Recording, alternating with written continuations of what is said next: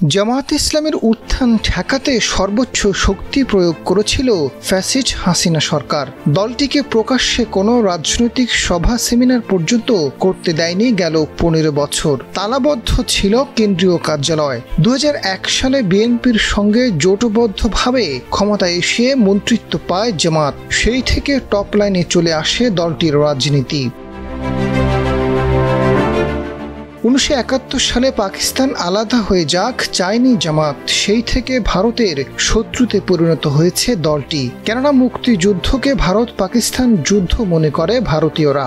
জামাত যাতে পরবর্তীতে কোনোভাবে বাংলাদেশের রাষ্ট্রীয় ক্ষমতায় অংশ হতে না পারে, সেজন্য মানবতা বিরোধী অপরাধের বিষয়টি প্রথমে সামনে আনে ভারত। সুযোগটি লুফে নেয় হাসিনা ও তার দল আওয়ামী লীগ।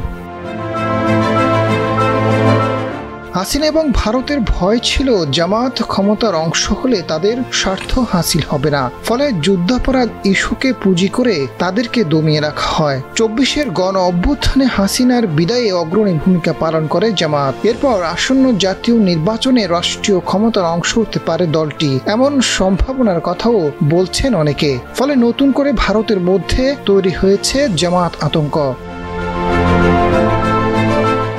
সম্প্রতি ভারতের সাবেক রাষ্ট্রদূত ও পররাষ্ট্র সচিব হর্ষবর্ধন জামাত আতঙ্কের কথা জানিয়েছেন। তিনি জানান, বাংলাদেশে আগামী নির্বাচনে যে দলই ক্ষমতায় আসুক, ভারতকে তার সঙ্গে কাজ করতে হবে। কিন্তু জামাতে ইসলামী যদি ক্ষমতায় আসে, তাহলে ভারতকে চিন্তিত হতে হবে। আসন্ন নির্বাচনে জামাত বেশ ভালো ফল করতে পারে বলে মন্তব্য করেন হর্ষবর্ধন। জামাতকে ভারত বিরোধী ইঙ্গিত করে সাবেক এই রাষ্ট্রদূত জানান, জামাত ইসলামী একটি চিতাবাঘ, যার দাগ বদলায় না। দলটি মিশরের মুসলিম ব্রাদারহুডের অংশ।